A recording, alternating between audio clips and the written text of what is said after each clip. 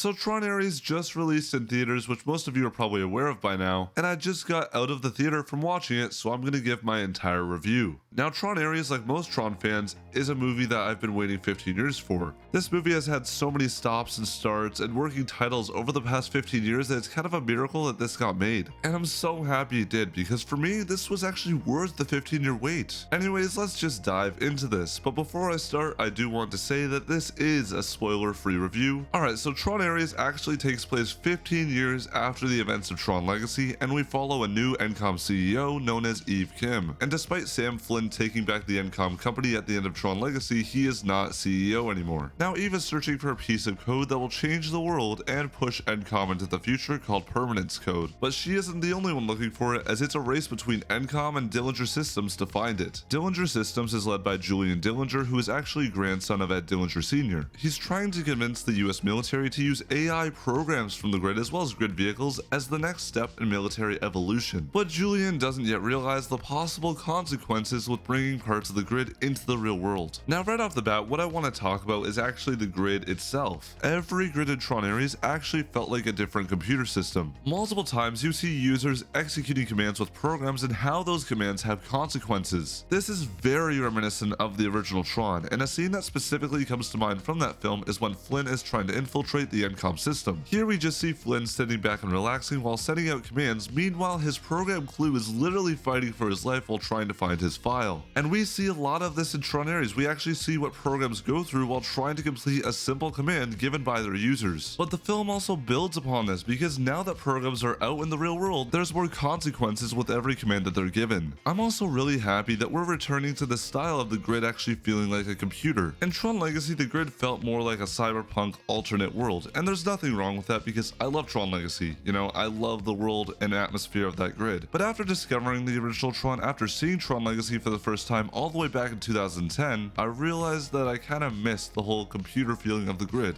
Now I also do think that it could be argued the reason that the grid in Tron Legacy did not feel like an actual computer is because it was an isolated grid. So once Kevin Flynn was trapped inside of the grid, there were no users to actually execute commands. Anyways, let's move on to some of the characters from Tron Ares. So Eve Kim, I was pretty nervous about her character because the trailers did her character no favors at all, especially considering that we know she's supposed to be a successor to Sam Flynn, but I was happy to be wrong. I really enjoyed Eve Kim's character, and I thought Greta Lee's acting in this film was really good. I also felt like she was very easy to root for, and she had a good motivation in my opinion. I do feel like that sometimes her character was more story driven than character driven, and I'm okay with that because it really reminded me of Sam Flynn. And I'm saying that in the way that we're kind of discovering how the grid works along with Eve. Like, she'll be trying to figure out how to use a vehicle or weapon from the grid, and she has no idea how to use it, but we're going along the ride with her. We don't know how to use this stuff. I feel like Tron Ares sets this up for success too, because even if you see Tron Legacy and you see how the light jets and the light cycles work there, you're still in the dark, because now we're seeing a completely different grid. We're seeing completely different ways to use vehicles and weapons, which shows us that even if grids have similar features, they aren't all used the same way, which I do like. I will say that sometimes I think that Eve Kim's character was actually sacrificed for the sake of the story and plot. There were times where she made some very interesting decisions, some that didn't make total sense for her character, but you know what? I'm not going to put that against her, more so against the story. Now, Julian Dillinger, he was one of the highlights of the entire movie. Evan Peters had such an amazing performance with this character, and he was clearly having so much fun with this role too. Julian Dillinger was a much more comical character than we're used to in the Tron franchise, but you know what? I think it was the right route to go for the character. I do think that he deserved to have a bit more of a backstory shown in the film. Of course, we know a bit about the Dillinger family, like Ed Dillinger Sr. in the original Tron. We saw Ed Dillinger Jr. in Tron Legacy for the maybe 2 minutes he was on screen, that is. But for having such a big role in this movie, we don't actually get to know as much about Julian Dillinger. I feel like Ed Dillinger Jr. in Tron Legacy was more forgivable with this because, you know, he wasn't in the movie for more than one scene. So I definitely want to learn more about the Dillingers, what they've been up to since the original Tron. Plus, I think the same could be said for Dillinger Systems as a whole. There's only one other time outside of this film that Dillinger Systems has been mentioned, and that's in a short film called Tron the Next Day, which if you haven't already, I highly recommend checking this out because it's set after the events of Tron Legacy. But even there, we don't learn too much about Dillinger Systems. We don't know how much of a presence Ed Dillinger Sr. has in the company, and that's what I would have liked to see in Tron Ares. Because after waiting so long to see the Dillinger family return as a major role, I would have liked to have more of a backstory involving the years before Julian Dillinger took control of the company. And I think showing more of a backstory would have actually strengthened Julian Dillinger's motivation.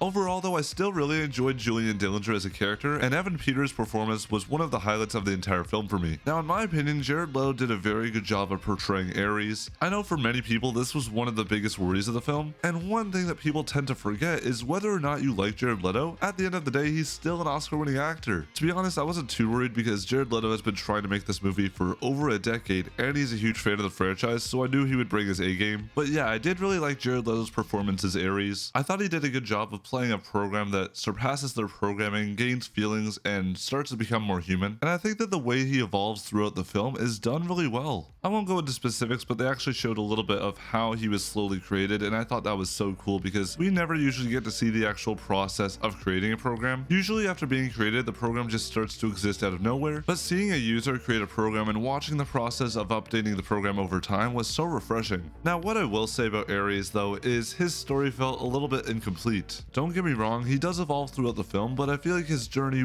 wasn't given a true ending, and instead his arc can only come full circle in the future. And sometimes I would be okay with this in bigger franchises like Marvel or Star Wars, but in this niche franchise that is Tron, where a sequel isn't even promised, it's pretty unfortunate. Now, Tron Ares is definitely more of a sequel to Tron 82 more than Tron Legacy in my opinion, and I know that many people, including me, really wanted this story to center around Sam and Cora at the end of Tron Legacy. Tron Legacy still definitely has a presence here. There's a lot of references to that film, but this definitely feels like more of a sequel to the original Tron than Tron Legacy did. And you know what? I'm okay with that because after Tron Legacy came out, there were still so many people that didn't know that the original Tron existed. Even now, many people think that Tron Legacy is the first film in the franchise. And I can kind of understand why, because at times Tron Legacy didn't even feel like a sequel to the original Tron, you know? You could go ahead and watch Tron Legacy without watching the first film. So I'm happy that with this film you have references for the original Tron, you have references for Tron Legacy, and everything is being tied together.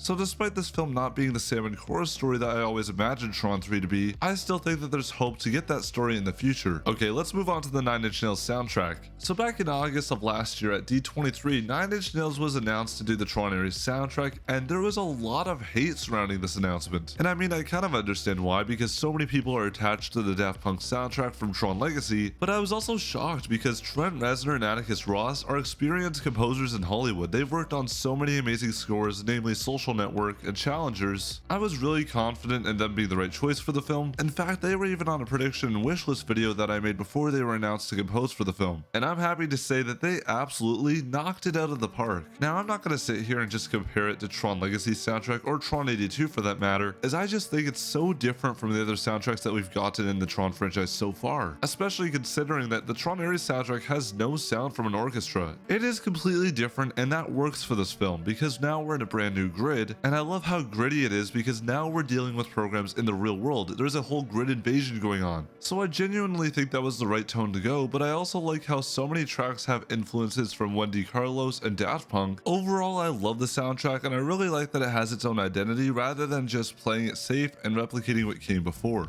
To end this whole review off, I'm going to be giving Tron Ares an 8 out of 10. There were a few issues I had with the film here and there, but overall I really enjoyed the film. So yeah, 8 out of 10 for Tron Ares. Anyways, I hope you guys enjoyed my review of Tron Ares. These are just my opinions, and I would love to hear what you guys thought of the film in the comments, so let me know. Anyways, that's it for me today. End of line.